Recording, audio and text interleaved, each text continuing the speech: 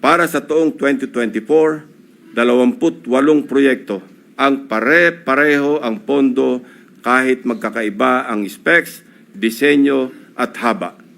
Distinct.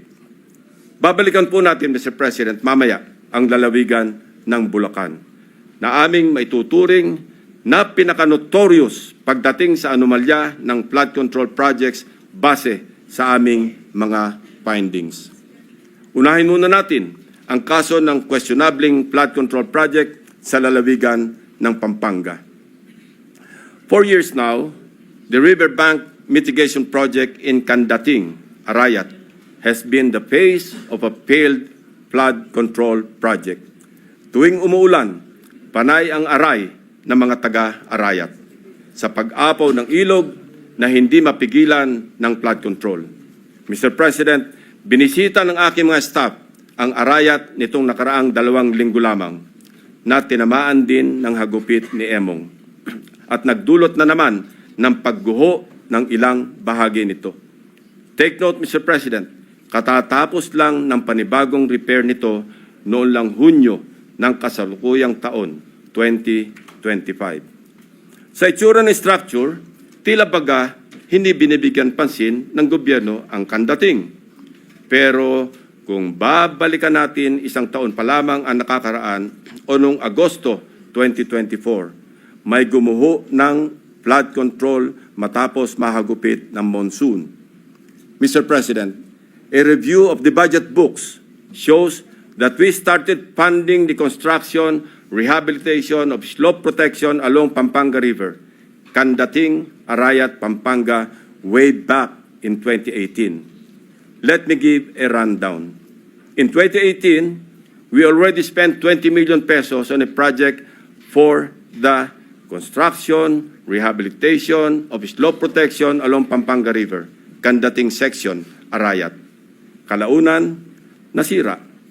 Since then, it has become a cycle, Mr. President.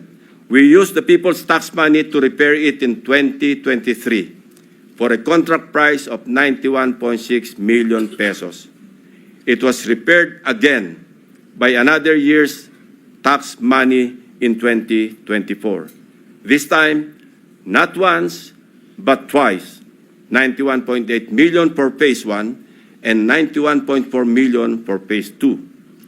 Take note, 20 million pesos lang ito sa una at original construction. If the original construction cost was only 20 million pesos in 2018, why did the repair cost balloon to 350% or 91 million in 2023 and another 183 million pesos in 2024 or an overall increase of 815%? Aba, at nawili na ang funder ng Edmarie Construction na siyang palaging nananalong contractor sa Candating, Arayat, Pampanga noong 2023 at 2024. Naglagay pa ulit ng 100 million pesos ngayong taon. Buti na lang, pinigil ng Malacanang ang pag-release ng pondo. Distinct then, but in a very distinct way. As I mentioned earlier, all of these were awarded to the same mighty contractor, Edmarie Construction and Trading.